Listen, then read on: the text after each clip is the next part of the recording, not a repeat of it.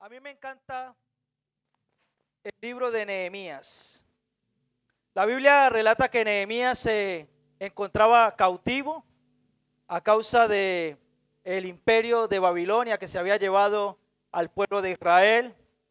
Todo esto consecuencia del pecado, de la desobediencia del pueblo de Israel. Y la Biblia relata que el pueblo de Israel estaba cautivo. Todo el pueblo de Israel había sido llevado por este imperio. Fueron 70 años a una tierra que no era la suya.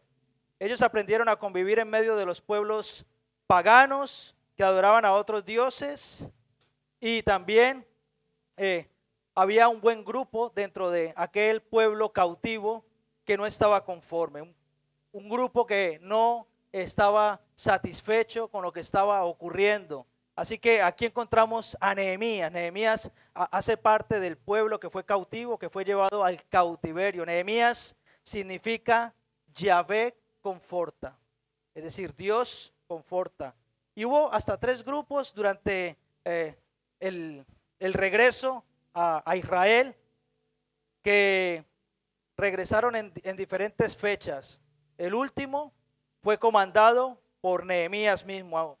Y me encanta saber que él fue al rey de Babilonia y pidió que le diera cartas para regresar a reconstruir los muros de Jerusalén, porque le habían traído noticias de que su ciudad estaba en ruinas, de que Jerusalén había sido quemada, las puertas habían sido tiradas abajo, los muros habían sido también derrumbados y que estaba todo en ruinas. Cuando Nehemías pide cartas al rey para regresar a Jerusalén, para reconstruir, llegó y se encontró con la ciudad tal cual se la habían descrito: en ruinas, las puertas quemadas, los muros caídos y una ciudad completamente devastada. Así que él empezó a animar al pueblo para la reconstrucción de la ciudad. Y encontramos, por ejemplo, en Nehemías capítulo 2, versos del 18 al 20, que dice: entonces, hablando Nehemías, les declaré cómo la mano de mi Dios había sido bueno sobre mí, porque le había sacado del cautiverio y ahora le estaba comandando esa tropa para poder reconstruir la ciudad. Y dice: entonces le declaré cómo la mano de mi Dios había sido buena sobre mí, y asimismo las palabras que el rey me había dicho. Y dijeron: levantémonos y edifiquemos. Así esforzaron sus manos para bien. Pero cuando lo oyeron, y vamos a prestar bastante atención a estos 3 personajes que aparecen aquí, pero cuando lo oyeron Sanbalat, Horonita, Tobías el siervo amonita y Gesén el árabe, hicieron escarnio de nosotros y nos despreciaron diciendo: ¿qué es esto que hacéis vosotros? ¿Os rebeláis contra el rey? Y en respuesta les dije: el Dios de los cielos, Él nos prosperará, y nosotros sus siervos nos levantaremos y edificaremos, porque vosotros no tenéis parte ni derecho ni memoria en Jerusalén. Encontramos luego en el capítulo 3 cómo todos se organizaron, desde el sumo sacerdote, empezaron a reconstruir, empezaron a organizarse por cada familia. Pero ya en el capítulo 4 encontramos nuevamente a estos 3 personajes que estaban dentro del pueblo de Dios y que hacían parte supuestamente de la ciudad, pero que no eran hijos de Dios. Así que encontramos, y quiero que nos centremos en estos 6 versículos, Nehemías capítulo 4 del 1 al 6. Dice la palabra de Dios así: cuando Sanbalat se enteró de que estábamos reconstruyendo la muralla, se disgustó muchísimo y se burló de los judíos. Ante sus compañeros y el ejército de Samaria dijo: ¿qué están haciendo estos miserables judíos? ¿Creen que se les va a dejar que reconstruyan y que vuelvan a ofrecer sacrificios? ¿Piensan acaso terminar en un solo día? ¿Cómo creen que de esas piedras quemadas, de esos escombros, van a hacer algo nuevo? Y Tobías, el amonita, que estaba junto a él, añadió: hasta una zorra, si se sube encima de ese montón de piedras, lo echa abajo. Por eso oramos, dice Nehemías, por eso oramos. Y dijo: escucha, Dios nuestro, ¿Cómo se burlan de nosotros? Haz que sus ofensas recaigan sobre ellos mismos. Entrégalos a sus enemigos, que los lleven en cautiverio. No pases por alto su maldad ni olvides sus pecados, porque insultan a los que reconstruyen. Continuamos con la reconstrucción y levantamos la muralla hasta media altura, pues el pueblo trabajó con entusiasmo. Hermanos, y en relación a estos últimos 6 versículos que acabo de leer, me gustaría destacar 3 realidades cuando estás firme en la visión. Porque Nehemías era un hombre de visión, era un hombre que no solamente obedecía a Dios, sino que estaba firme en lo que Dios ya le había dicho que hiciera. Él sabía muy bien cuál era el propósito y cuál era la voluntad de Dios para su vida. Así que la primera realidad cuando estás firme en la visión es que tendrás ataques. ¿Cuántos de los que están aquí cuando quieren emprender algo son atacados? Así que la primera realidad cuando estás firme en la visión que el Señor te ha dado es que tendrás ataque. Dice el versículo 1, cuando Sanbalat se enteró de que estábamos reconstruyendo la muralla, se disgustó muchísimo y se burló de los judíos. Fíjese, esa actitud de soberbia, de menosprecio, de creerse más que los demás, de criticar, de juzgar, de señalar y de querer arruinar el plan de Dios, pero sin hacer nada más que burlarse y menospreciar lo que Dios está haciendo. Ante las voces del enemigo que tan solo quieren venir a tu vida a burlarse y a echar abajo los planes de Dios para la reconstrucción de los muros caídos, debes mantenerte firme. Nehemías se mantuvo firme. Nehemías no titubeó, hermanos. Nehemías era un hombre de palabra y que confiaba plenamente en lo que el Señor estaba haciendo con él. El enemigo va a querer poner malestar en medio de la obra de Dios que ya ha empezado. Lo más frecuente es que el ataque empieza en pensamientos contrarios a la voluntad de Dios, pesimismo, un espíritu de desánimo, crítica, juicio y de decir mucho y hacer poco. ¿Cuántos conocen personas así? Ustedes conocen personas, yo conozco personas y en algún momento he sido así también, porque debemos ser honestos, ¿sí o no? No, si esto lo hicieran así o así, sería mejor. Pues ven y hazlo tú, ¿no? ¿Sí o no? Esto quedaría más bonito si pues ven y píntalo. ¿Sí o no? ¿Y qué decir en un trabajo, no? Y crítica de los compañeros que no, lo haría, pues ven y hazlo tú. Ven y conduce tú mejor. Ven y levanta tú los escombros mejor. ¿Sí o no? En muchas ocasiones nos encontramos con este tipo de personas que ni hacen ni dejan hacer. Y son un estorbo, son como Sanbalat, que critican, pero no hacen. Hermanos, y necesitamos en el nombre de Cristo Jesús sacudirnos de eso, porque nosotros también podemos ser objeto de convertirnos en estos 3 personajes. Así que en las familias este tipo de actitudes se presenta a través de discusiones, voces más altas de lo normal, nos levantamos la voz como si no nos oyéramos. Entonces empezamos a gritar, a imponernos, porque a lo mejor si hablo más fuerte me va a entender mejor. Voces más altas de lo normal, en ocasiones insultos, agresiones verbales. Y mucho me temo, y desafortunadamente, hay muchas ocasiones en las que hay incluso maltrato físico y maltrato psicológico. Y que el Señor nos ayude, hermanos, a no caer en este tipo de desgracia. Pero es importante saber que lo que Dios empezó en nuestra vida, Dios lo va a terminar. Yo quiero decirte una cosa en esta mañana. Él no ha acabado contigo. Él no ha acabado con ninguno de nosotros. La obra aún continúa. El Señor aún está reconstruyendo en nosotros aquellos muros que han sido caídos. Él era un joven por el que nadie apostaría nada. Se dedicaba a la labor que a ninguno de sus hermanos le gustaba. Trabajaba en el campo, cuidando de los animales de su padre. De hecho, cuando Dios le dijo al profeta que fuera a ungirlo, ni siquiera éste estaba seguro de que ese joven que cuidaba ovejas llegaría a ser el rey de Israel. Todos sus hermanos estaban más capacitados para ir a la guerra, para gobernar, para llevar adelante a una nación. Pero ya Dios le había escogido a ese joven.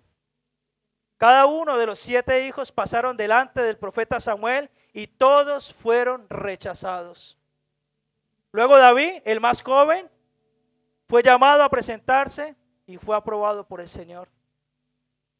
Así lo encontramos en la Biblia, en Primera de Samuel, capítulo 16, verso 7. Y Jehová respondió a Samuel: no mires a su parecer ni a lo grande de su estatura, porque yo le desecho, porque Jehová no mira lo que mira el hombre, pues el hombre mira lo que está delante de sus ojos, pero el Señor mira el corazón. Hermanos, hay una voz enemiga que va a querer meterse en nuestra mente diciendo: ¿cómo creen que de esas piedras quemadas, de esos escombros, van a hacer algo nuevo?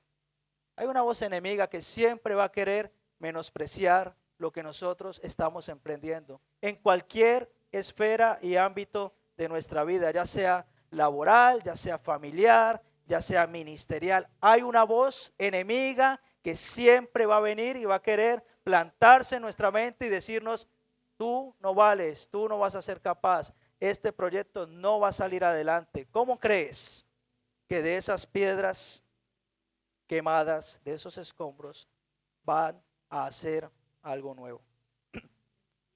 ¿Qué hacemos con las voces que vienen a dañar el plan de Dios? ¿Qué haces tú con las voces que vienen a dañar el plan de Dios en tu vida? ¿Estás siendo atacado?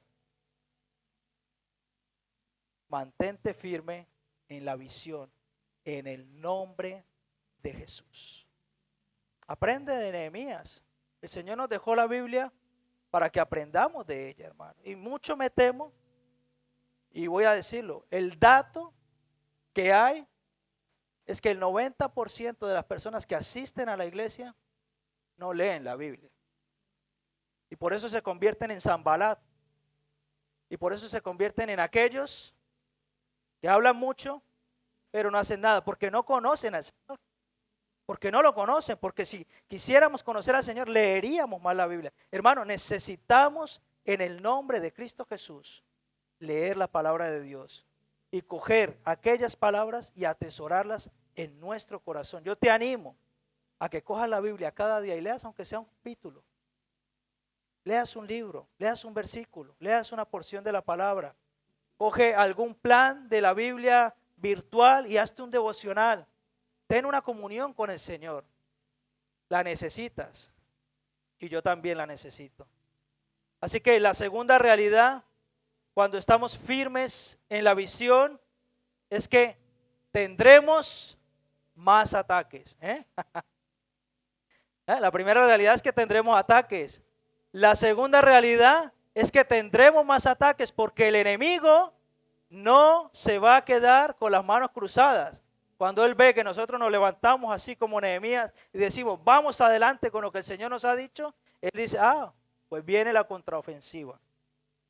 Dice el versículo 3 de Nehemías 4, y Tobías, tenemos a Sanbalat por una parte y ahora tenemos a otro que se llama Tobías. Y Tobías el amonita, de un pueblo pagano, que estaba junto a él, junto a Sanbalat, añadió: hasta una zorra, si se sube en ese montón de piedras, lo echa abajo.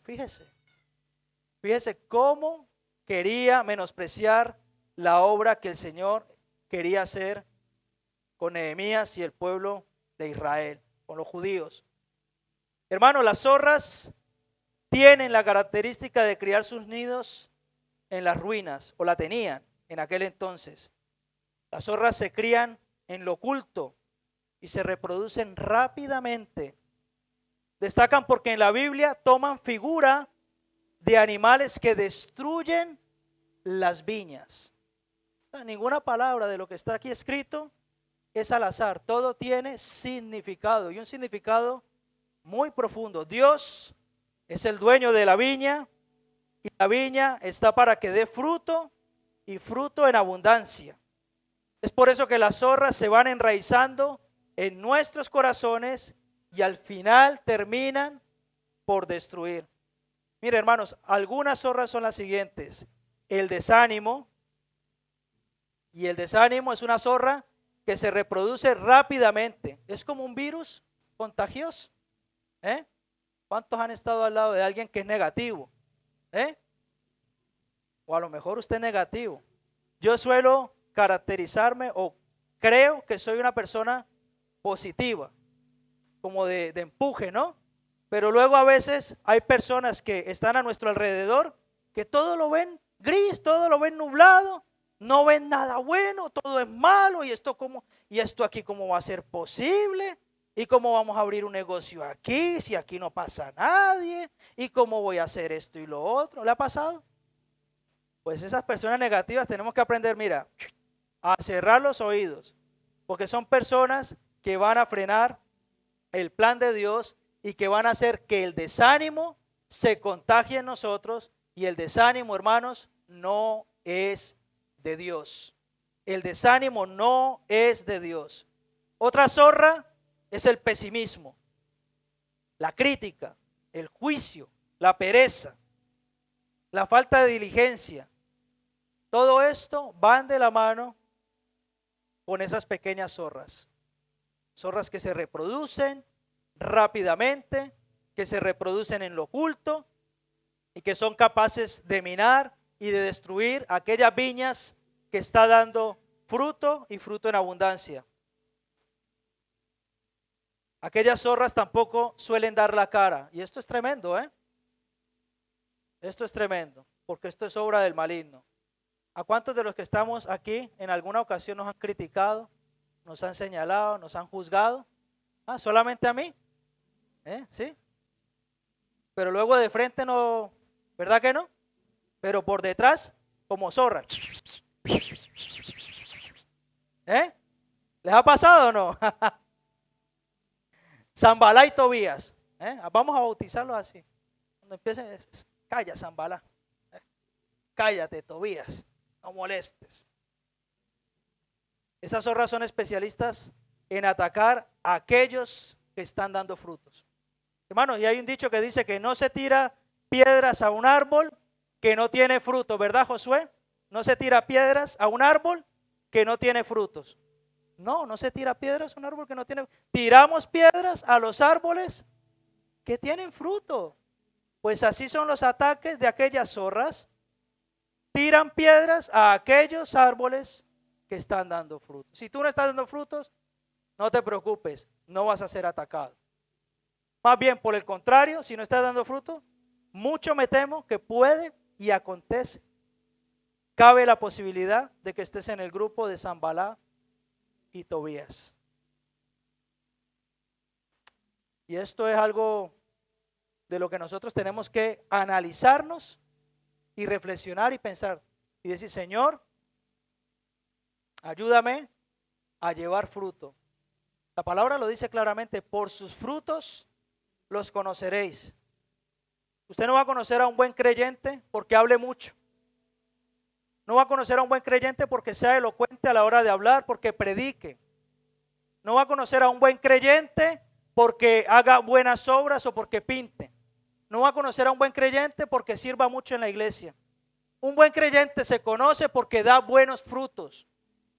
Y el fruto es la característica que destaca de un buen creyente. Por sus frutos los conoceréis. Dice Jesús hablando a sus discípulos, en aquel entonces muchos me dirán, Señor, Señor, en tu nombre echamos fuera demonios, en tu nombre pusimos manos sobre los enfermos y fueron sanados. Y Jesús les dice drásticamente, apartaos de mí, nunca os conocí, hacedores de maldad. Hermanos, necesitamos en el nombre de Cristo Jesús aprender lo que es llevar fruto. El buen fruto se conoce porque es el Espíritu Santo el que viene a nuestra vida y nos cambia, nos transforma, nos da mansedumbre, nos da paz, nos da fe, nos da paciencia, nos da benignidad, nos da templanza. Y en muchas ocasiones fallamos en alguna, pero necesitamos llevar buen fruto para que podamos ser aquellos que decimos ser que somos, hijos de Dios. Miren, hermanos, estas zorras no solo quieren causar daño a los demás, cuando ya están en el punto de causar daño a los demás, ya han hecho lo peor, ya han causado daño en ti mismo. Porque empieza por uno mismo. Empieza por uno mismo. Cuando empezamos a soltar por nuestra boca cosas en contra de otras personas, ya el enemigo ha obrado dentro de nosotros. Y necesitamos, en el nombre de Jesús, examinarnos y analizar muy bien esto, porque esto es delicado, hermanos. Es muy delicado. El ladrón viene a hurtar, a matar y destruir. Moisés es un personaje que a mí me llama muchísimo la atención. Moisés tenía bien enraizada en su corazón muchas zorras. Yo no puedo, yo no soy capaz, yo no sé hablar. ¿Qué les diré cuando me pregunten quién me envió? Zorras, zorras, zorras. Pensamientos que menosprecian la obra de Dios. Pensamientos que vienen a atacar el autoestima de la persona. Pensamientos que vienen a frenar el avance del propósito por el cual el Señor te ha llamado. Y si estás emprendiendo algo a nivel empresarial, a nivel de lo que sea, pensamientos que vienen a frenarte. Muchos impuestos. Hay que pagar tanto a ese organismo que hay aquí en España, que decimos somos todos, ¿no? ¿Sí o no? Hay que pagar los trimestrales. Ahora me llegó una deuda y ¿cómo la pago?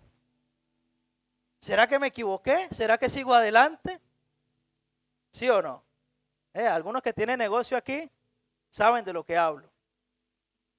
Y es difícil. Pero necesitamos en el nombre de Jesús sacudirnos de todas esas zorras.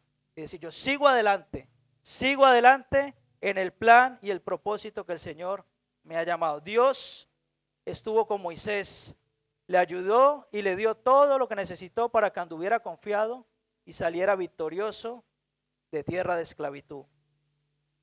Yo te pregunto en esta mañana, ¿estás siendo muy atacado? Y la siguiente pregunta es la siguiente, ¿vas a dejar esas zorras en tu corazón o las vas a eliminar de raíz? ¿Vas a dejar que esos pensamientos sigan anidando allí y que echen raíces? ¿O la vas a arrancar en el nombre de Jesús? Mantente firme en la visión, en el nombre de Jesús. Manténganse firmes, no titubeen, no miren a un costado ni al otro, manténganse firmes. El Señor no llama soldaduchos, el Señor llama gente para que trabaje en la élite, dispuestos a pasar las mayores penurias, los mayores conflictos. Hermano, es que el que está en la obra del Señor está de frente, de cara con el enemigo. Yo no sé si usted se ha parado a pensar eso. ¿Usted se ha parado a pensar eso? Y muchas veces el enemigo, como dice el dicho, durmiendo con el enemigo. Muchas veces el enemigo está más cerca de nosotros de lo que pensamos. Porque entonces tú dices, vamos por aquí y aquel o aquella. No, eso así no se puede. ¿Cuántos de los que están aquí han viajado desde lejos para poder vivir en esta tierra? Muchos, ¿verdad? ¿Sí o no? Y al principio era casi imposible llegar aquí, ¿no? Pero gloria a Dios, ya estás aquí. Y ahora es casi imposible encontrar un piso, ¿verdad? Pero gloria a Dios, Dios va a abrir las puertas, porque ese es el Dios que tenemos. Es que no nos quedamos, hermanos, con la obra incompleta. Dios completa su obra. Y debemos aprender a ser como Nehemías. Dios le mandó a hacer algo a Nehemías y Nehemías obedeció y se mantuvo firme, a pesar de que tenía a Sanbalat y a Tobías allí. Imagínese usted cogiendo la pala ahí para empezar bueno, en ese tiempo no sé cómo eran las palas. A lo mejor eran era peor porque era rústico. A lo mejor con las manos, sin guantes, con sandalias. Y ahí Nehemías todo contento porque el pueblo ha dicho, sí, con entusiasmo, vamos a reconstruir. Y iban allí, ¿no? Y luego se encuentran a tres. Estos que se creen que van a poder, imagínense. Qué cosa tan tremenda, ¿verdad? Así que en la tercera realidad, cuando estamos firmes en la visión, es que tendrás que orar, orar y orar más.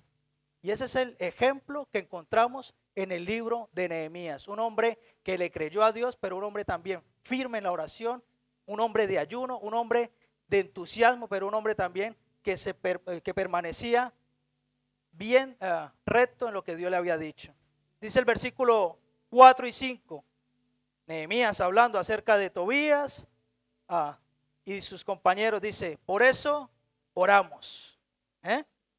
Así que Nehemías estaba allí, está escuchando ahí a aquellos que lo están tirando abajo el plan y coge y dice, por eso oramos. Así que Nehemías se levantó, yo me lo imagino, y habrá dicho esto. Le habrá dicho al pueblo, vamos a orar. Y dice, la oración dice, escucha Dios nuestro, cómo se burlan de nosotros. Haz que sus ofensas recaigan sobre ellos mismos. Entrégalos a sus enemigos. Que los lleven en cautiverio.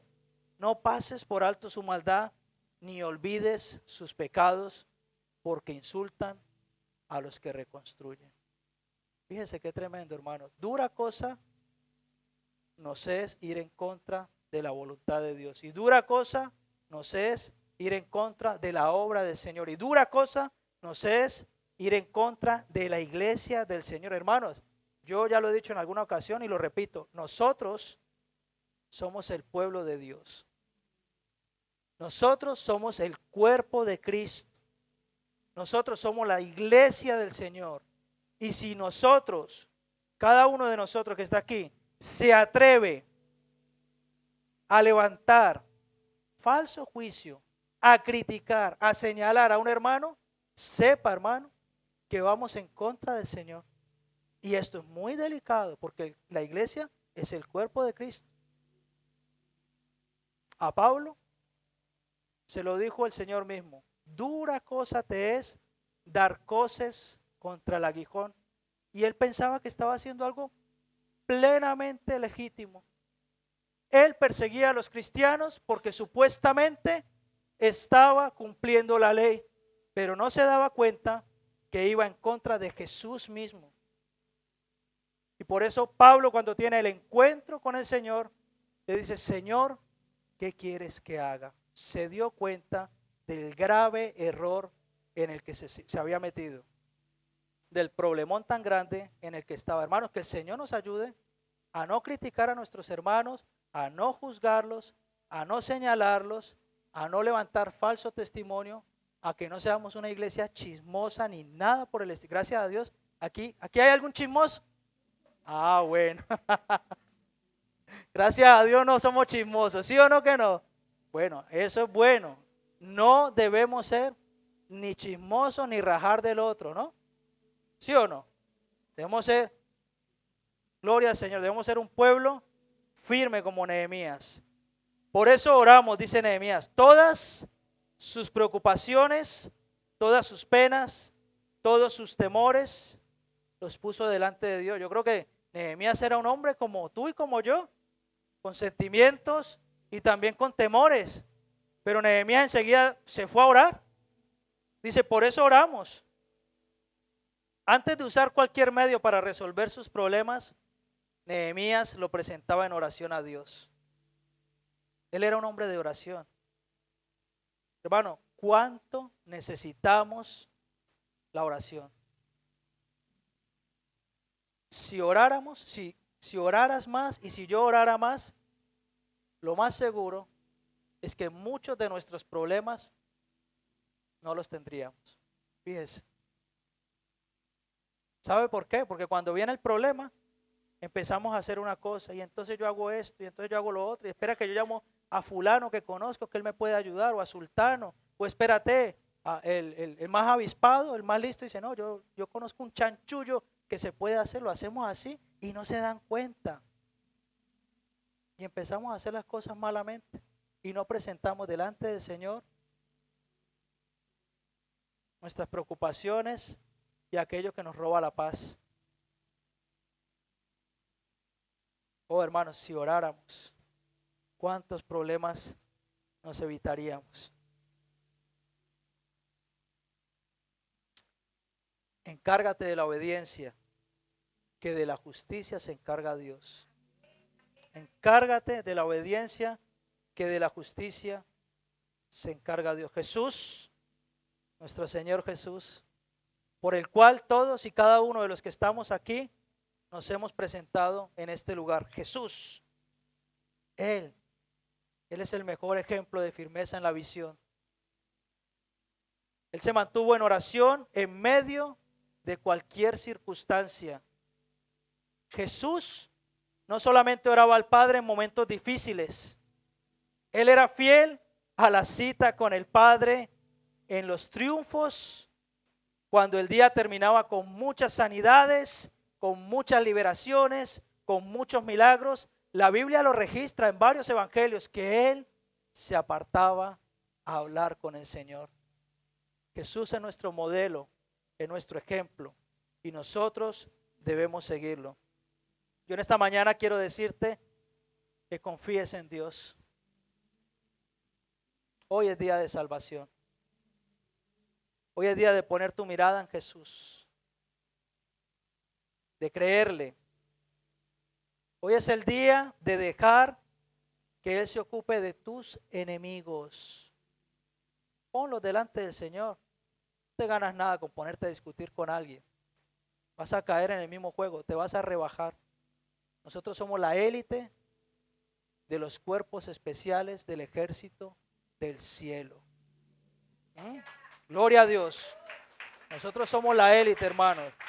Y como élite estamos llamados a presentarnos delante de nuestro gran Dios, de nuestro general, y que Él sea el que se ocupe de nuestros enemigos. Si clamas hoy a Dios, Él se va a hacer presente en tu situación y te va a ayudar. Y eso yo te lo puedo garantizar. ¿Sabes por qué? Porque Él te ama. Él te ama. Yo no sé si ustedes lo saben, pero Dios te ama. A ti personalmente. Te ama. Y te conoció desde antes que nacieras. Dios te ama. Tu embrión vieron sus ojos antes de nacer. Él ya te conocía y Él te ama. Y te ama con tanto amor que fue capaz de entregar lo más precioso, lo más preciado, lo más valioso para Él, a su Hijo Jesucristo, para que tú y yo podamos tener salvación y vida eterna. ¿Estás orando? ¿Qué vas a hacer? ¿Vas a seguir dando lugar al diablo o vas a orar para ser liberado de aquella opresión en la que te encuentras? ¿Vas a seguir intentando solucionarlo por tus medios? No vas a poder. No vas a poder. Solamente a través del poder de nuestro Señor Jesucristo se puede lograr. Es Dios quien tiene el poder. ¿Quieres que Dios te dé la victoria? ¿Qué paso crees que debes dar ahora? ¿Vas a seguir dejando que esas zorras se enraícen en tu corazón? ¿O las vas a desechar en el nombre de Jesús? Hermano, y necesitamos orar no solamente aquí, en las casas también necesitamos orar, en las familias, y sacudir tanta basura, porque hay mucha basura. Necesitamos orar. Y si estás teniendo problemas en tu hogar, yo el primero, me pongo como ejemplo, debemos orar. Debemos orar. Debemos orar, sacudir todo eso. Hace unos 3 años atrás, cuando recién tomamos este local, vino una situación a mi casa que yo no sé si a ustedes les ha pasado en alguna ocasión, pero eso parecía que había pasado un vendaval. Un ambiente de hostilidad, de apatía, de enojo, de contienda. Una cosa tremenda. Una clase como de depresión que me entró a mí, tremenda también. Y esto lo estoy contando ahora para la gloria del Señor, porque nadie se dio cuenta en esta iglesia. Y yo me paraba aquí a predicar, hecho polvo, reventado, que no quería, pero por obediencia al Señor lo hacía. Hermano, y era un ambiente tan tremendo, tan horrible. Satanás se había metido en mi casa. Pero gloria al Señor, que el Señor nos mostró que debíamos orar y nos pusimos a orar junto con la pastora y a clamar y a orar y a orar y a orar y empezamos a reprender espíritu, hermano, bíblico, no es bíblico, el Señor tiene el poder, no sé, pero eso salió fuera de mi casa.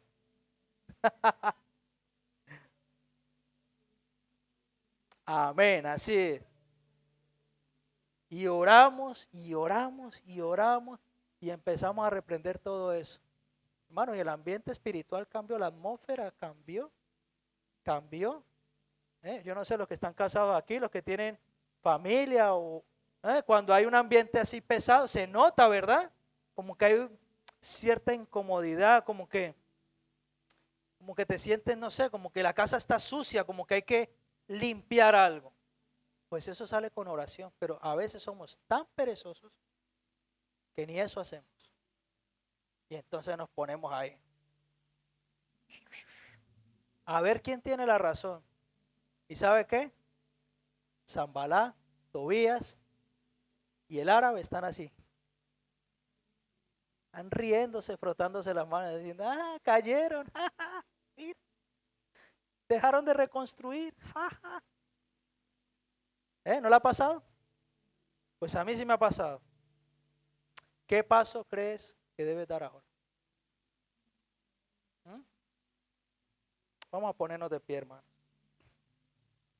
Hemos visto en esta mañana 3 realidades cuando nos mantenemos o permanecemos firmes en la visión. La primera realidad es que tendrás ataques. La segunda realidad es que tendrás más ataques. Y la tercera realidad es que vas a necesitar orar, orar y orar más. Porque así fue que Nehemías sacó adelante el proyecto de Dios para poder reconstruir la ciudad de Jerusalén.